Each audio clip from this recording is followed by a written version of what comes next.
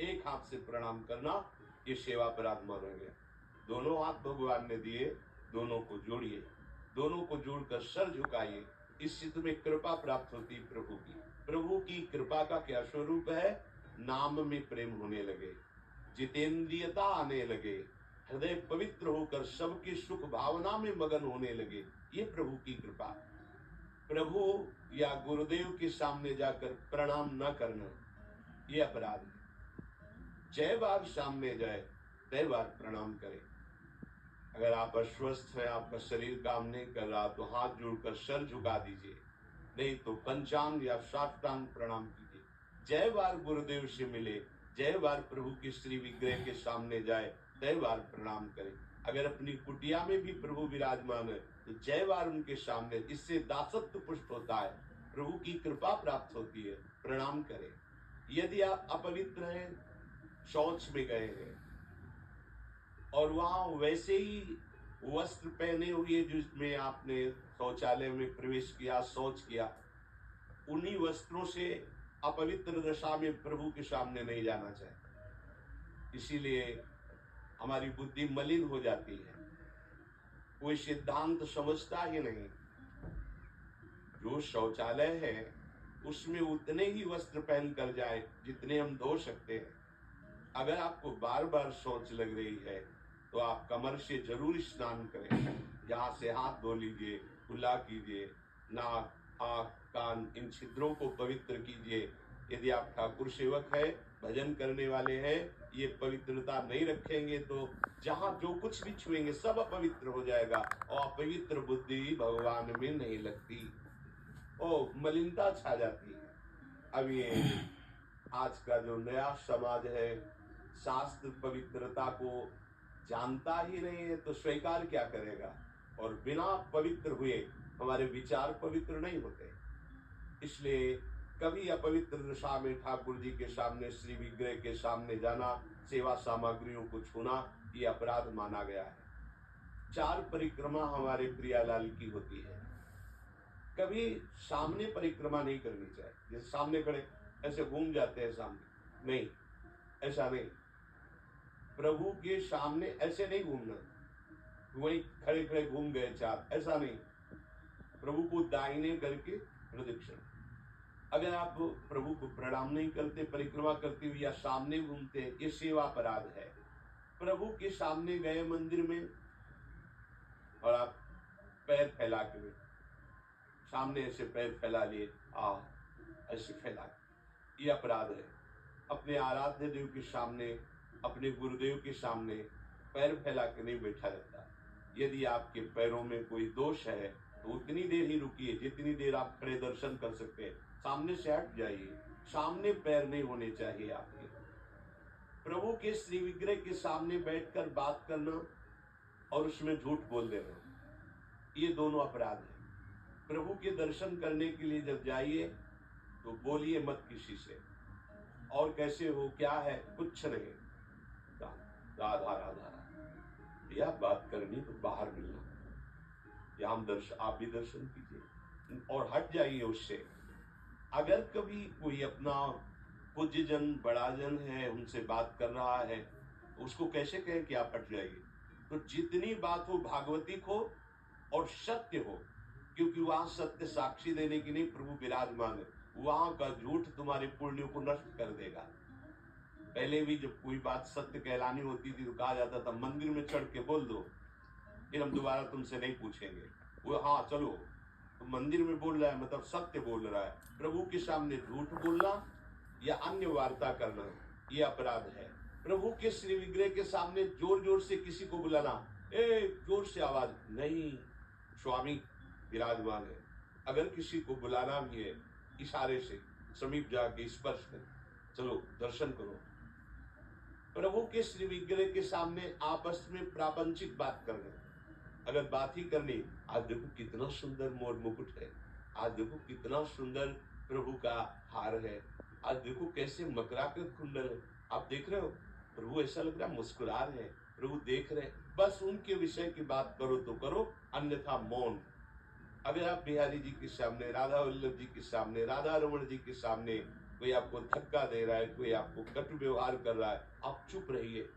आपको प्रतिकार नहीं करना, मालिक है वो देख रहे हैं, बिल्कुल शांत रहिए। बहुत बड़ा हिसाब हो जाएगा आपका, जन्म जन्मांतरों की अशुभों का नाश हो जाएगा।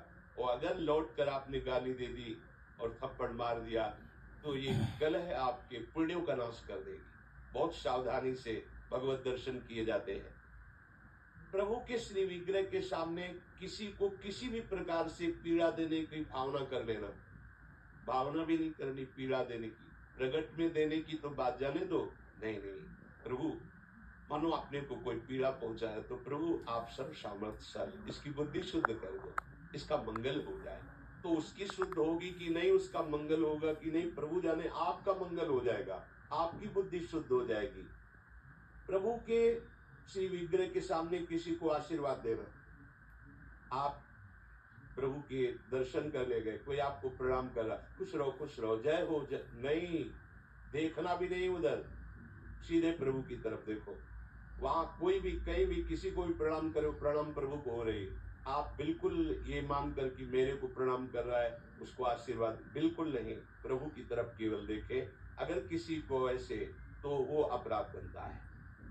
और सेवा में आपके पास सामर्थ्य है पर आप साधारण चीजों से प्रभु की सेवा कर रहे हैं तो ये अपराध है। जैसे एक दिन कहा था कि ठाकुर जी के सामने तो चिरौरी रखवा दी और आप पूरा परिवार पकौड़ी हलवा से बाल भोग कर रहे हैं, ये अपराध है।